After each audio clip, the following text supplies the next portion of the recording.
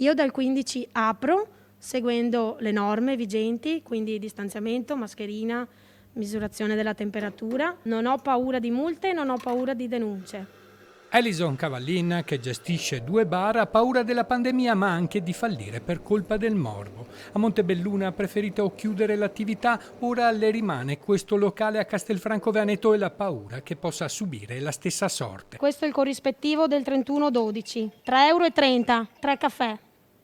La protesta nata sul web Io Apro fa proseliti anche nella Marca. Il nuovo DPCM prevede che bar e ristoranti in zona arancione siano operativi con l'unica opportunità dell'asporto, ma in barba al decreto molti titolari di diverse attività hanno deciso che terranno aperto dando un messaggio forte al governo. La situazione è drammatica. È molto difficile sopravvivere e riuscire a far fronte a tutte le spese.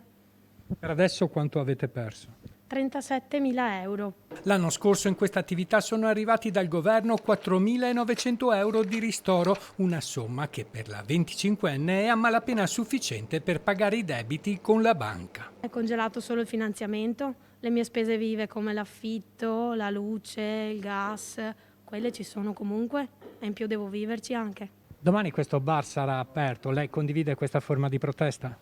Sì, condivido perché posso capire le difficoltà economiche che ha questa ragazza ed è giusto che lavori. La mia è una disobbedienza civile per far vedere che si può lavorare in sicurezza e che sono in grado di gestire la mia clientela in sicurezza senza diffondere il virus ulteriormente.